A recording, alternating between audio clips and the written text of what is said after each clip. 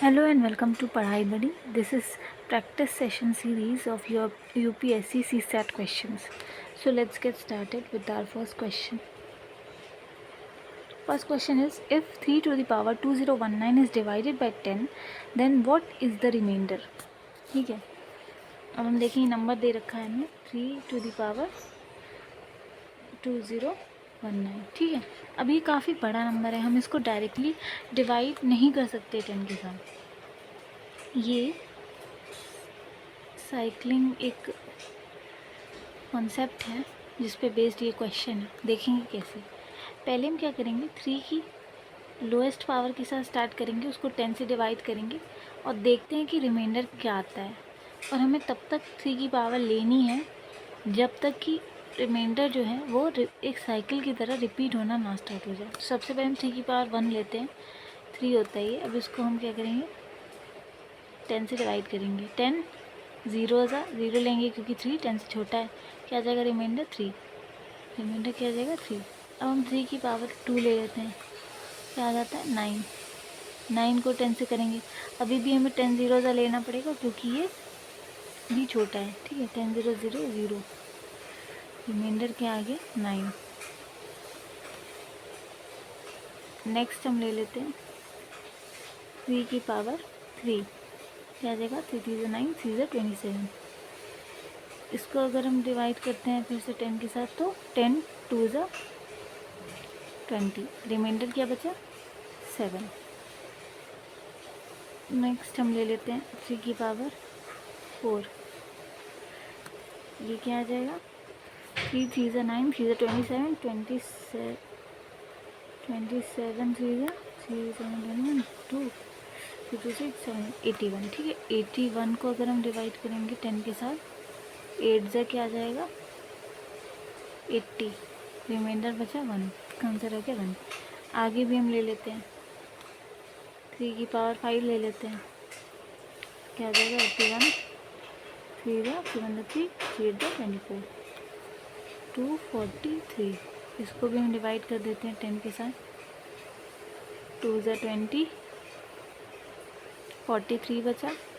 फिर 4 43 बचा. अब देखिए, जो हमने पहला लिया था जो 3 की पावर 1, तब भी क्या आया था 3 आया था. अब हमें दोबारा से क्या मिलने लगा 3. अब हम इसके बाद अगर हम 3 की पावर 6 लेते हैं तब रिमाइंडर आ जाएगा हमारा 9.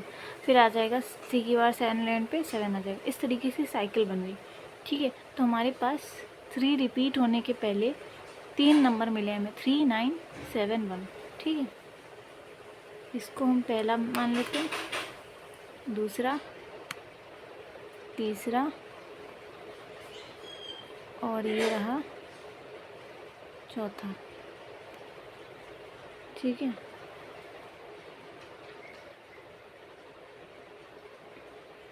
अब हम क्या करेंगे, कितने आ रहे हैं 4 आ रहे हैं ना, 4 साइकिल हैं.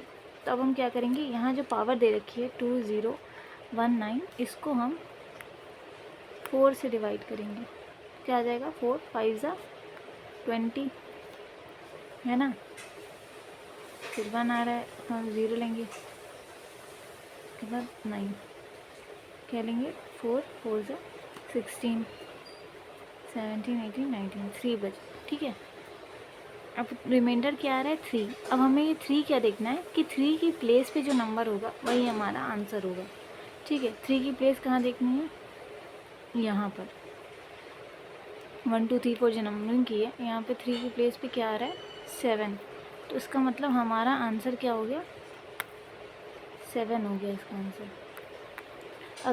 अगर ये 0 होता तो जो 4th नंबर पे यानी कि सबसे लास्ट में जो नंबर आ रहा है वो हमारा आंसर होता, वरना जो नंबर आएगा उस नंबर की प्लेस पे जो नंबर आएगा वो आंसर होगा. चलिए नेक्स्ट क्वेश्चन देखते हैं. The number 3798125 P369 is divisible by 7. What is the value of the digit P.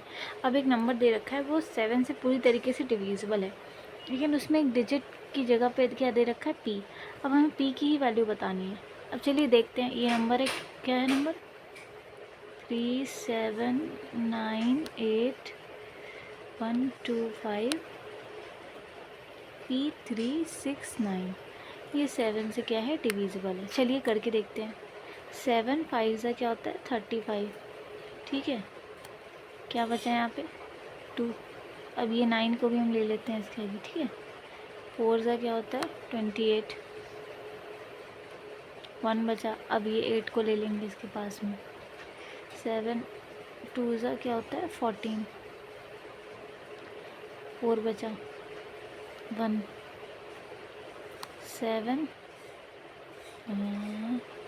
5 ज़ा 35,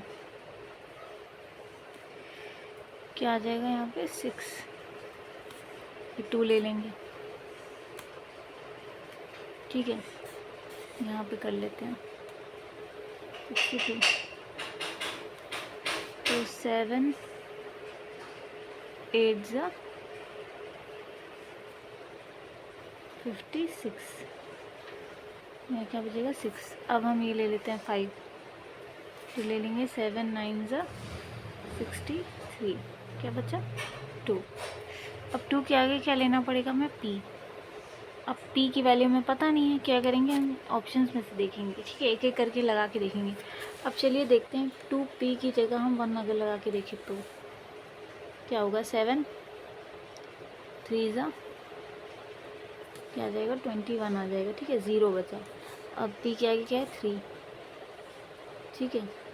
फिर 0 लगाना पड़ेगा क्योंकि इससे छोटा है। उसके बाद क्या 6, तो 7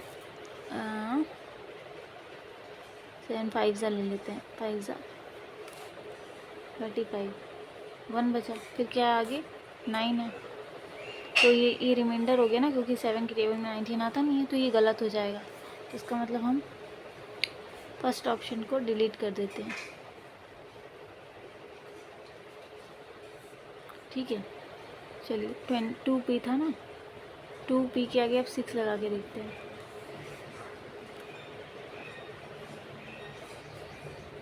क्या हो जाएगा 7 3 ज़ा 21 ले लेते हैं। 5 बचेगा, तो इसके आगे हम 3 लगा देंगे।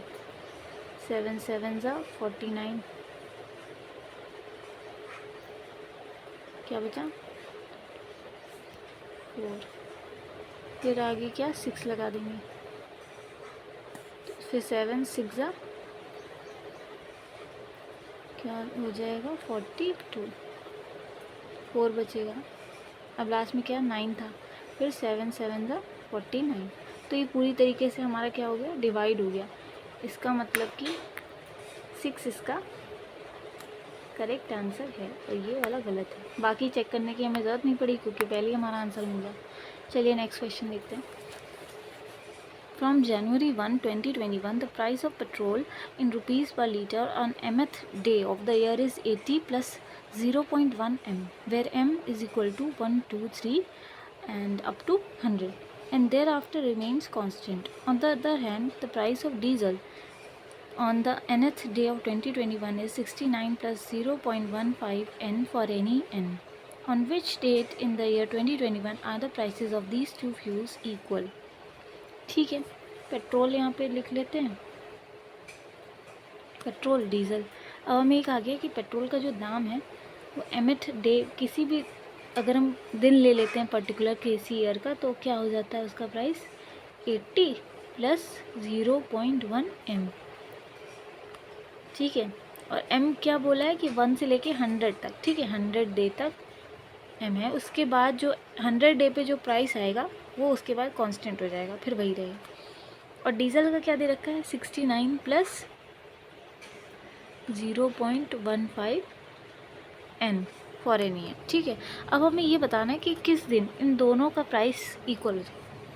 पहले हम पेट्रोल का देख लेते हैं। 100वें दिन तक क्या रहेगा चेंज होता रहेगा, फिर 100 दिन के बाद से स्टेबल हो जाएगा। तो हम पहले 100वें दिन पे इसका प्राइस निकालते हैं। 80 प्लस 0.1 इंटू एम की जगह हम 100 ले लेते हैं क्योंकि हम 100वें दिन का निकालना है। क्या हो जाएगा ये 80 प्लस 10 90 हो जाएगा, ठीक है। इसका मतलब 90 रुपीज़ है और इसके बाद में ये 90 ही रहेगा। अब हम ये डीजल का जो प्राइस है ये भी हम 100 वाले डे पे निकाल के देखते हैं कि क्या इसके इक्वल आ रहा है। तो 69 प्लस 0.15 इंटू 100, पॉइंट हटाएंगे 100 कट जाएगा। 69 प्लस 15 ये हो जाता है 9 4 84। तो क्या है, अभी भी इससे कम है, ठीक है, पेट्रोल से कम है। अब हमें देखना है कि किस दिन पे इसका प्राइस डीजल का 90 होना चाहिए। तो हम कैसे लिख सकते हैं इस इक्वेशन को, डीजल वाली।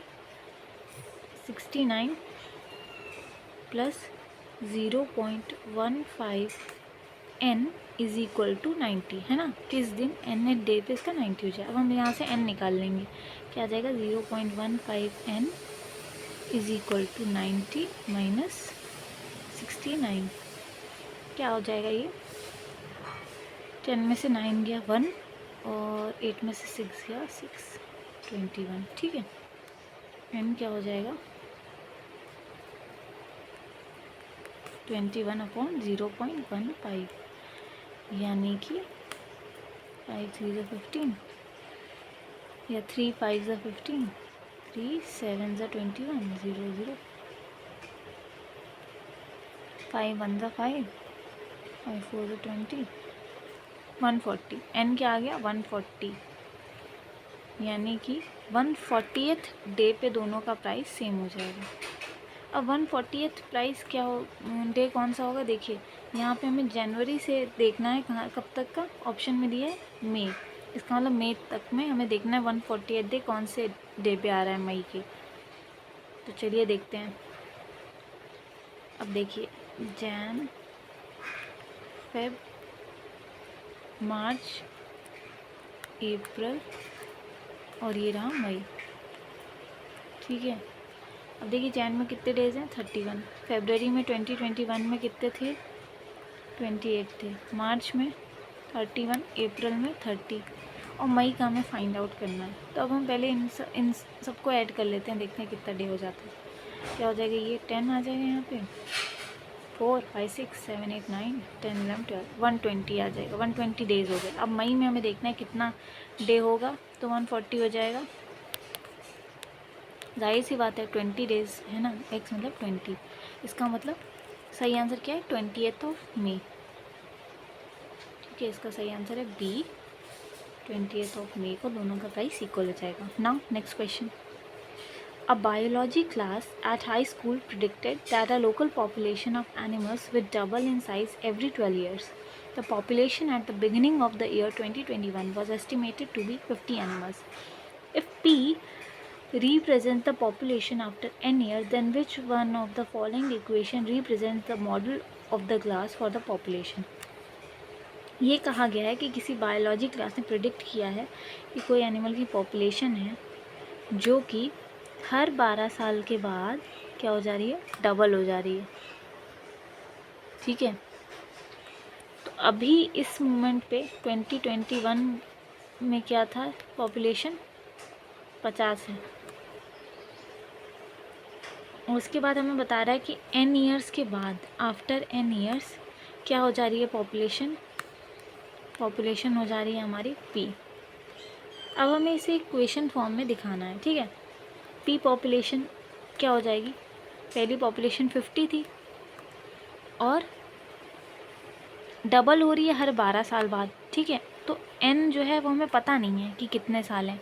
मान लिया n अगर 36 साल है, मान लिया फॉर एग्ज़ाम्पल, और हर 12 साल पे डबल हो रही है, तो अगर हम इसे 12 से डिवाइड करते हैं तो क्या हो जाता है, 12 3 36, यानी कि इसमें 3 गुना आ रहा है ना, 12 का 3 गुना नंबर है। इसका मतलब कि पॉपुलेशन कितने बार 2 गुना होगी, 3 बार, ठीक है। इससे हमें ये पता लगता है। बट अब हमें n पता नहीं है, तो हम क्या करेंगे, सबसे पहले तो हमें पता है कि हमें n को 12 से डिवाइड करना पड़ेगा, तभी पता चलेगा कि कितने गुना डबल हो रही है, ठीक है। और उसके बाद 50 क्या हो जाएगी, डबल हो जाएगी, पॉपुलेशन 50 थी, डबल हो जाने का मतलब है 2 से डिवाइड करना। और कितनी बार डबल होगी, n/12, यानी कि 2 की पावर n/12 बार जो पॉपुलेशन अभी थी वो डबल हो गई। तो ये हमारा सही इक्वेशन बनता है। ये कहाँ दे रखा है, डी ऑप्शन में, यानी कि ये, ठीक है। ठीक है, इसमें बहुत ज़्यादा कैलकुलेशन की ज़रूरत नहीं थी, बस थोड़ा सा दिमाग लगा के सोचना है। Next question, in a class 60% of the students are from India and 50% of the students are girls. If 30% of the Indian students are girls, then what is the percentage of foreign students are boys? अब ये दे रखा है कि एक class है, मान लिया एक क्लास ले लेते हैं और 100 स्टूडेंट मान लेते हैं, ठीक है, सिंप्लीफाई करने के लिए 100।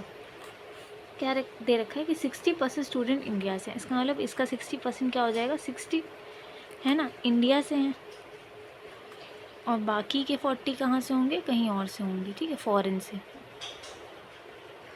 हमें दे रखा है कि इसका 50% स्टूडेंट गर्ल्स हैं, इसका मतलब 100 का 50% मतलब 50 गर्ल्स हैं, ठीक है। ये तो हमने देखा, रुकिए